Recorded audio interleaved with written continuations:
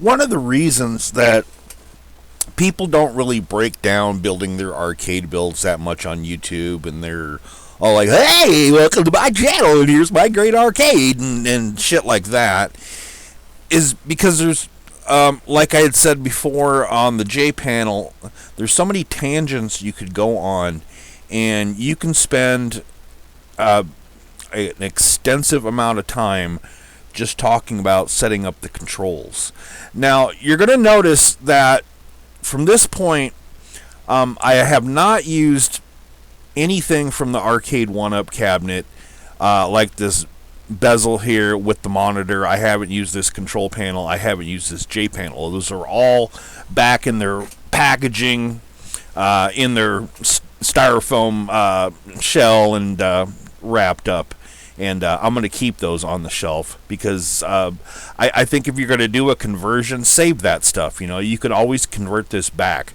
That's one thing I want you to notice, is that if I wanted to, I can reverse everything I've done. Well, not everything. Of course, there's still that hole that I left in there that would stick out in the holes on the side.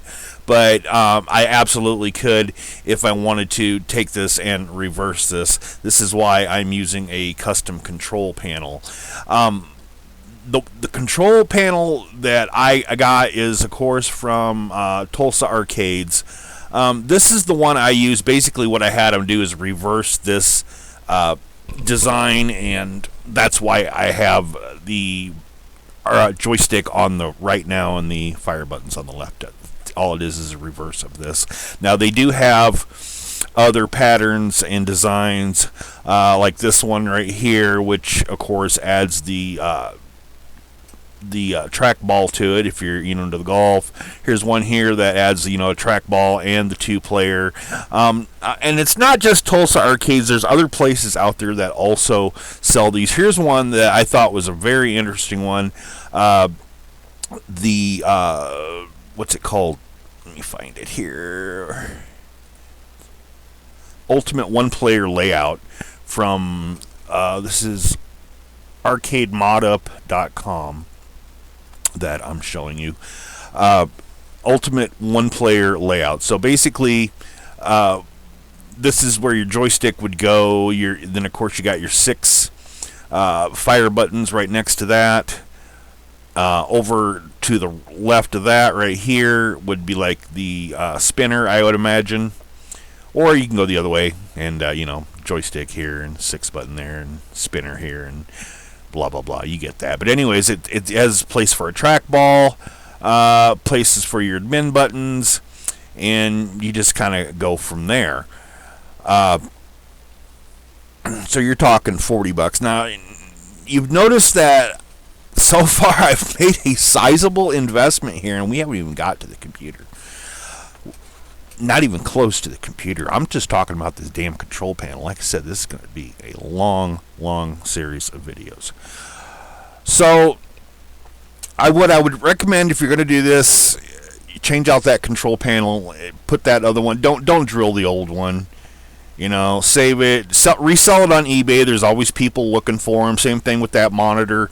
Resell that on eBay. You could actually probably make a good chunk of what your investment initially was into the cabinet just by reselling your stuff. I'm not going to sell mine. Like I said, I'm going to hold on to mine.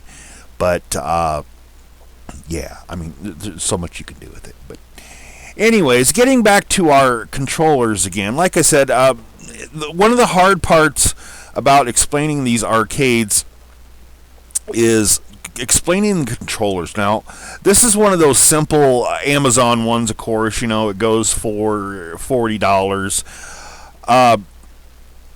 Let me zoom in here back to this. And it hooks up relatively easy. You just take your buttons, and it looks like they're gold leaf type on the bottom there. I'm guessing that's what that is. But anyways, that's another tangent. But anyways, you just take your buttons and you plug them into the appropriate corresponding jack or button that you need over on the controller here. Looks a little complex. They don't really label this too clear, except for left, right, up, down. But, you know, turbo, what? Mode, clear, what? Function? So I'm not really sure on these ones. They kind of, I guess it's a cheap way to get, you know, everything. You know, $40 you get the joysticks and the buttons, and these ones don't light up. Lighting up your buttons is another matter entirely. There's a couple ways to do that as well. You got 12-volt connections, 5-volt connections, RGB connections. I'm gonna skip over the 5-volt, 12-volt bullshit. Find some other video. I'm sure somebody else is covering it. I'm going to go straight to the RGB, which is being ran by an I-PAC Ultimate I/O. Now this thing is pretty badass. Let me put it in the middle of the screen here so you can see this. As you can see, it's got buttons, or excuse me, switches on the sides here for RGB. And here for RGB. Now, see right here at the bottom where it says plus RGB, here BGR plus. Now, this is really easy.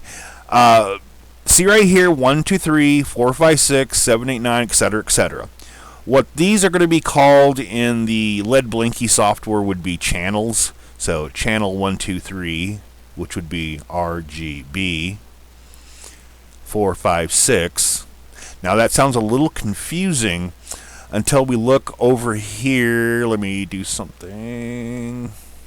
I have it bookmarked. I just got to figure out where I put it. Right here. On this button. Right here. A red wire, a green wire, a blue wire. So that corresponds to RGB. This is your positive coming in, this yellow wire.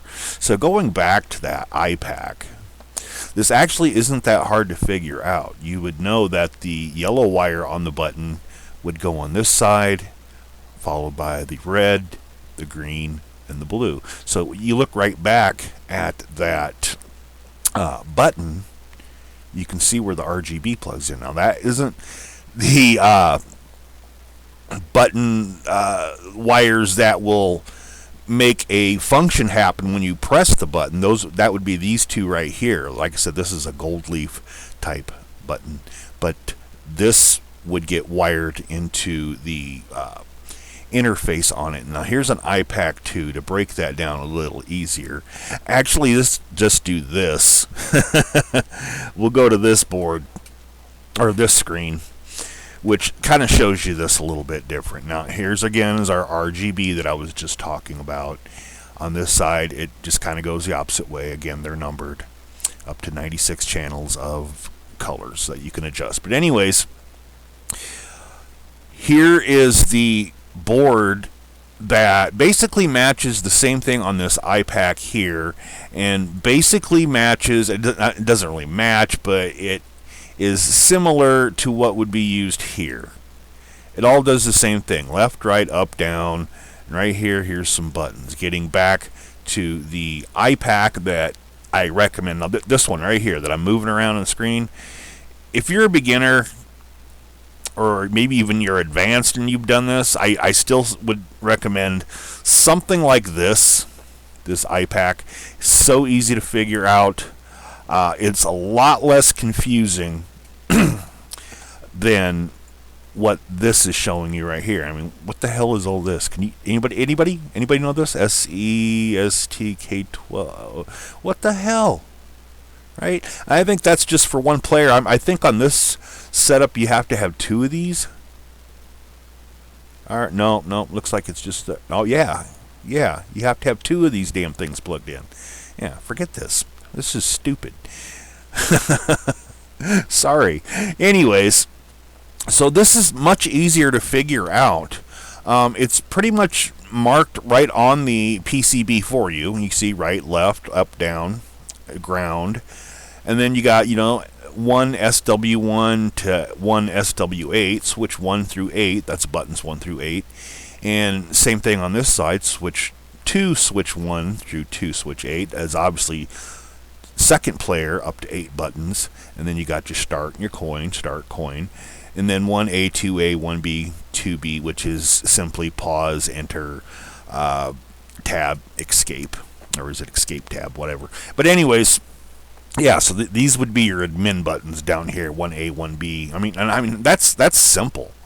That's simple. That's just for a 2-player setup, which is all you need. So something like this Arcade1Up, or even in your own arcade build where you're actually using quality material instead of the shit we're using today, use an I-PAC. These are programmable too, because they have something that's called a shift function.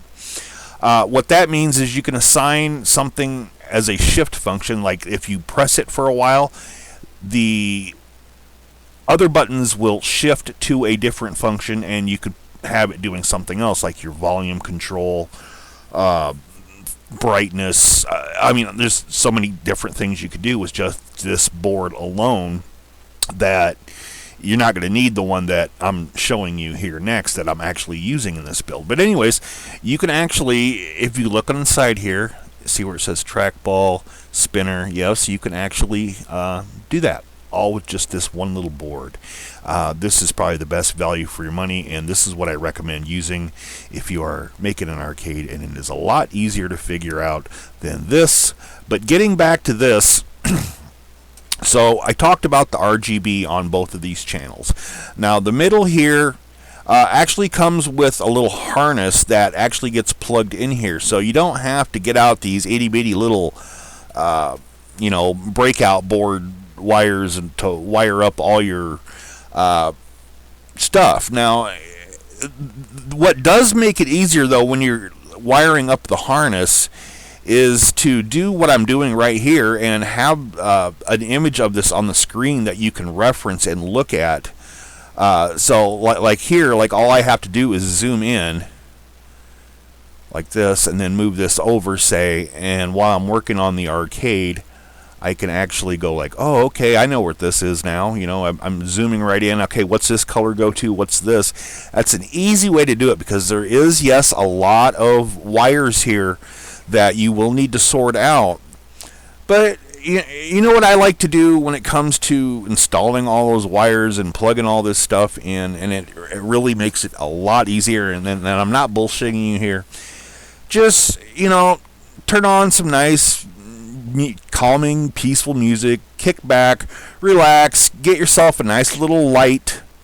I have a little spotlight here in my office that I use for that. Get some magnifier, get some hand, one of those little mini hands clip things to help you along. But just take your time with it, relax, and spend a day doing it. It'll pay off. It's really not that hard. I know it looks like it's a jumbled mess, but I would recommend starting with the buttons first before getting to the RGB, just because you could take all these RGB wires and just get them out of your way, and because you're gonna have to do, of course, a daisy chain on all your buttons, with using one of the grounds. So get all that daisy chaining down, get all your buttons in first. That way, that you can tuck it all back, tie that all down, then get to that RGB, and it's just, just a matter of plugging into the corresponding one on the board. Pretty simple. If you can count 1, 2, 3, 4, 5, 6, obviously you can plug in this RGB on this board here. So, yeah, that will make it so much better. Wow, what more is there to talk about on these?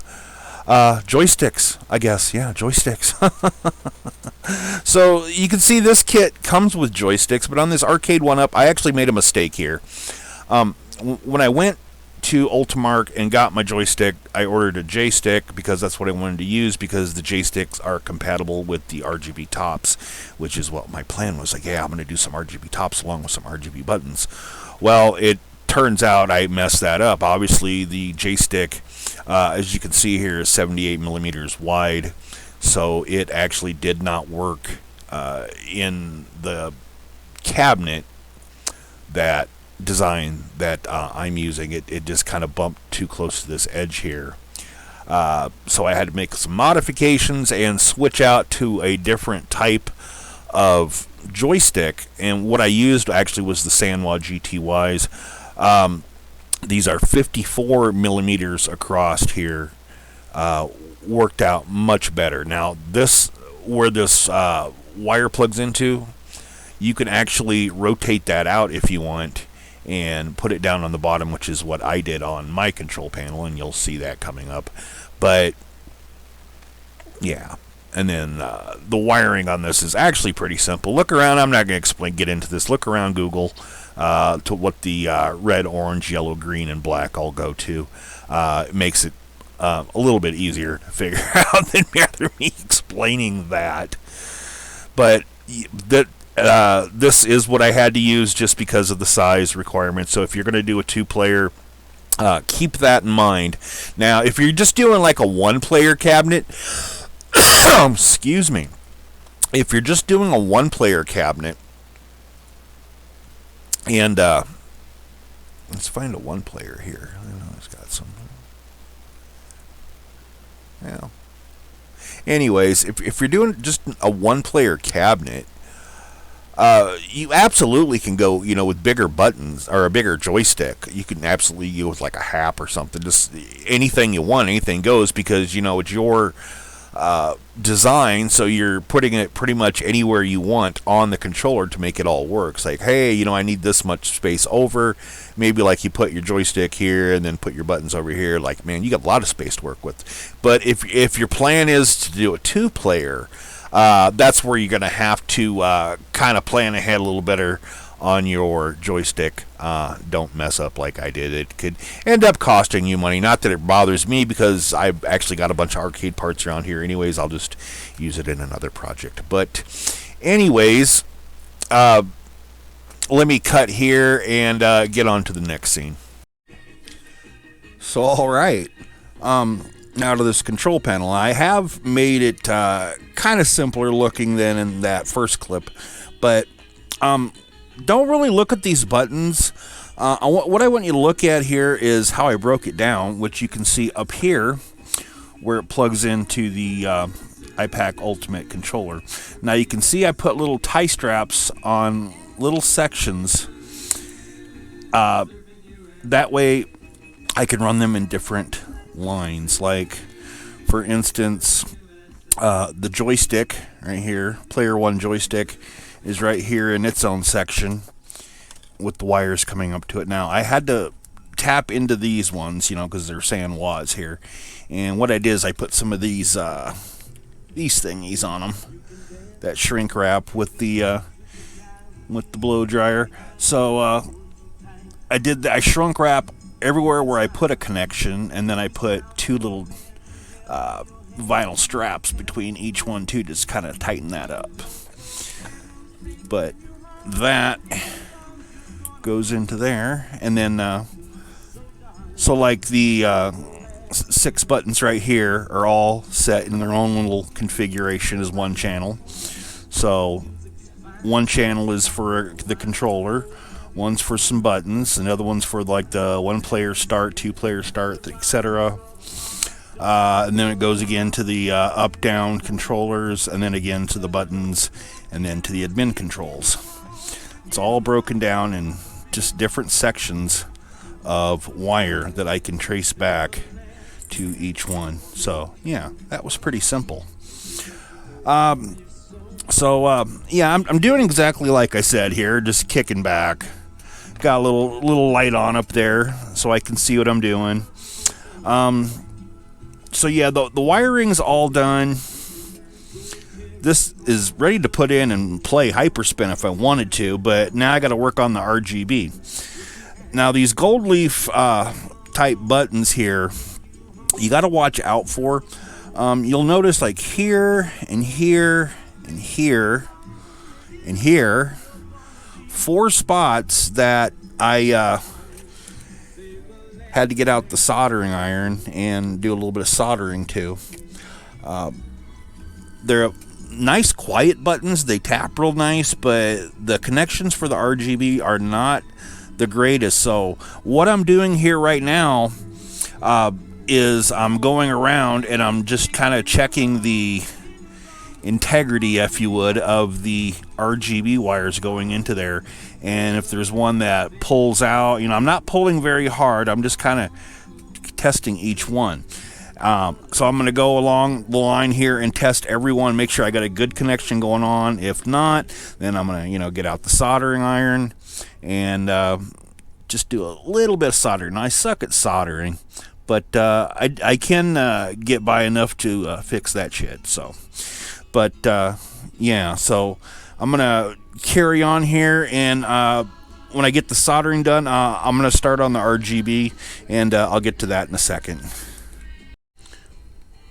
Okay, so the RGB, let me get out the little I-PAC controller here, is going pretty much the same way as the joysticks, where I'm grouping them together and tying them off. Like, for instance, here's my admin buttons, of course, and here's the RGB for them, where I tied it off, grouped them down, and led them into this channel. Now, you notice I skipped the first 3 ports on there. That's actually for marquees and single color stuff. So we're going to skip the first 3, and then I'm using the next 4 for the admin, and then these 6 right here are these 6 right here.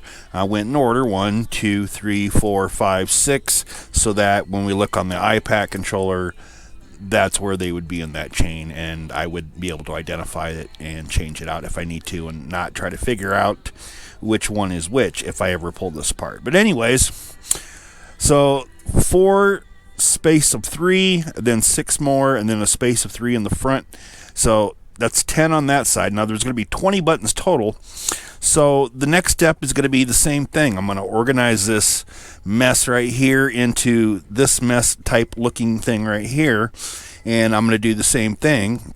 And on the I-PAC, on the I-PAC's other side, I'm going to use 6 space 3, put 4 for the 2 coin buttons and the 2 flipper buttons. So that's going to be all those. But I'm not going to put the coin and flipper buttons on right now. I'm not going to worry about that for now. I just want to get this control panel wired up.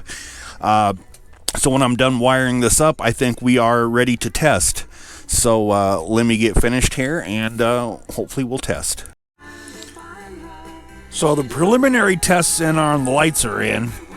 And as you can see, hold on, let me turn down this music. Let me turn off the light too so you can see this. Turn off this light. Sorry, guys. Okay. So you can see a couple anomalies going on in here that we need to check our connections, check the wires, see if maybe I need to resolder and what have you. Now we're looking at this, and as you can see, this one's a little blue, this one's a little red, this one's a little blue. It should be displaying white, so that means there's a color missing from there that it's not displaying. So what we can do is we can actually go and test these by going into the LED Blinky software and going to the simple LED test and see where it says ports. I don't know if we can see that. Ports. We're going to use that to determine what's wrong. So we're going to uncheck all LEDs on here, and we can see the red one is lit up.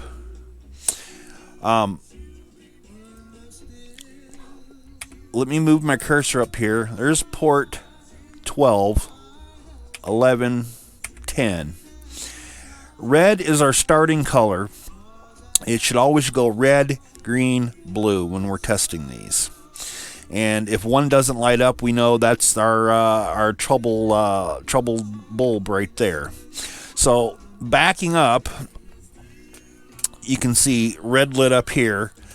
This is port 10. Now remember the first 3 lines there we skipped over. That was ports 1 through 9. So our starting port is going to be 10. So to troubleshoot this, we're going to just simply go through each port and each color to test to see if we got our red, our green, and our blue spectrum before we do anything. Maybe we might have to change something. Maybe, order a different RGB light. Maybe I'll have to resolder, but it's something I'm going to have to go back, excuse me, and recheck. So red, green, blue, we're good. Next one, it didn't come on when I hit it, but green and blue comes on. So I go back again, green, red. So I see right there, my red channel is not working. So I'm going to have to go in the back there and take a look at the wires there. Maybe I need to solder something. Maybe something's a little bit loose, but that's what I do. And then red, green, blue, red, green, blue. And then I got to click a bunch of times till I get to the next one, next port. Red, green, blue, red, green, blue, red, green, blue, red, green, blue, red, green, blue, red, green, blue. And click a few more times till I get to the next port that controls over here, which is on the other side. There it is. I didn't see my red.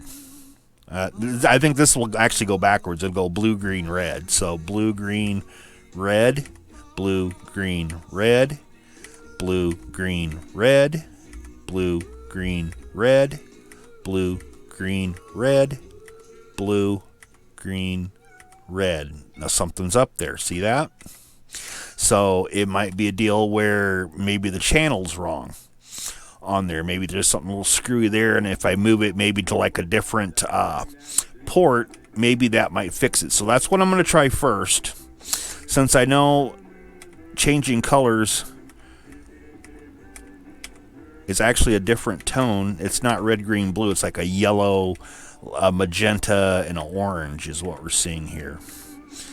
So yeah, there's something going on there. I need to check that out. So that actually looks pretty cool.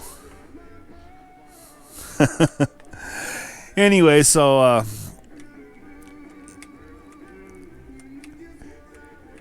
that's just some of the cool stuff I could do here.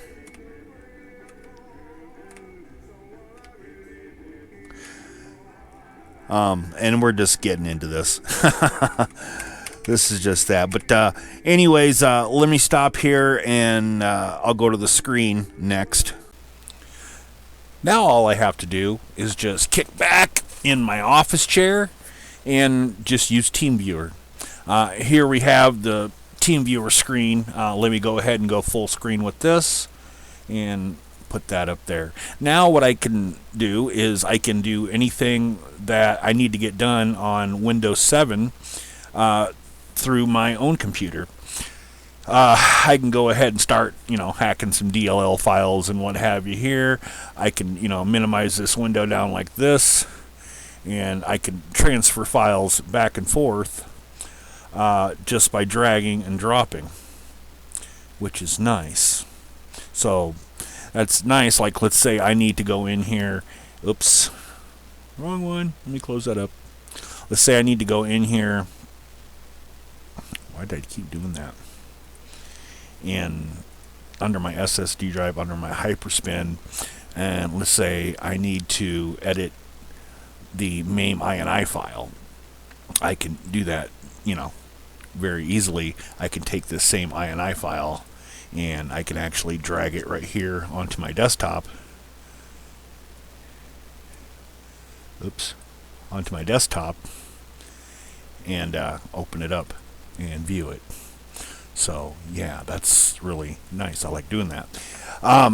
So this really makes setting this up a lot easier. Now, another thing that makes it easier is if you use a local version of Hyperspin on your own hard drive, like on mine. Let me take that back here. I can of course go under there to Hyperspin and run it in my computer. Let me close this real quick. But if there's changes that I need to make or whatever that I want to set up on the arcade, I could just take that and then I could just simply go back and forth, like my light gun thing here. That's actually, I guess, I'll show you an example of that. I need to set up my send and light gun, so I could just take my send and light gun files and just drag it over there. And let's see. I think that's it for, oh yeah, my LED blinky software. This could go in the trash.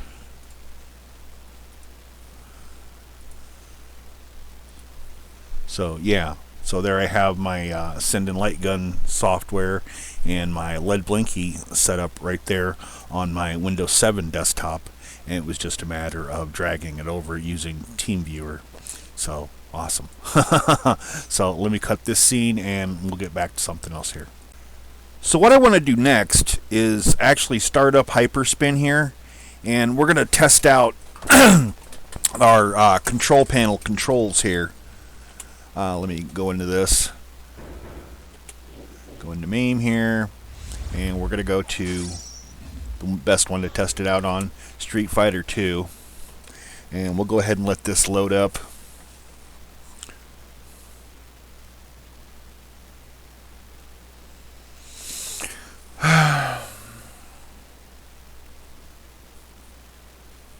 Yeah. Okay, let me use the keyboard.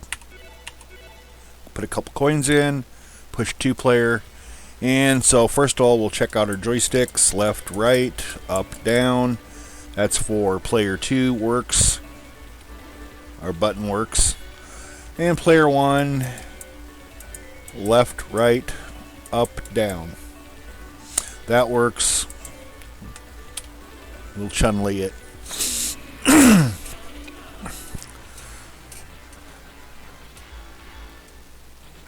So basically all I'm going to do here is just tap on each button on each side. Fast punch. Uh-oh. Medium punch isn't working.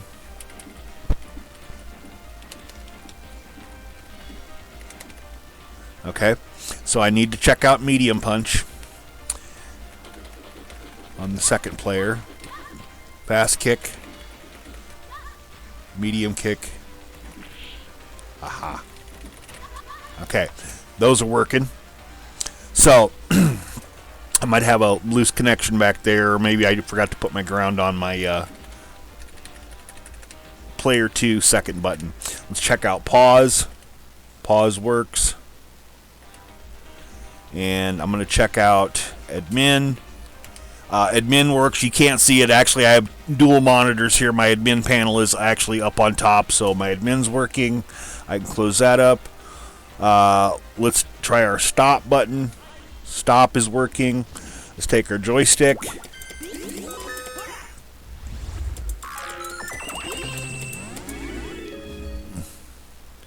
Choose a game. Hogan's Alley. Hit enter or play. There it is. Yeah, that works. Stop again. And stop again should take us back to the main screen. And stop again is going to ask us if we want to exit. Go to yes, hit play. And there that is. So, yep, just one button not working. Easy diagnosis for that. And that's going to be the end of this one. We'll come back for the next part later on. Bye, guys.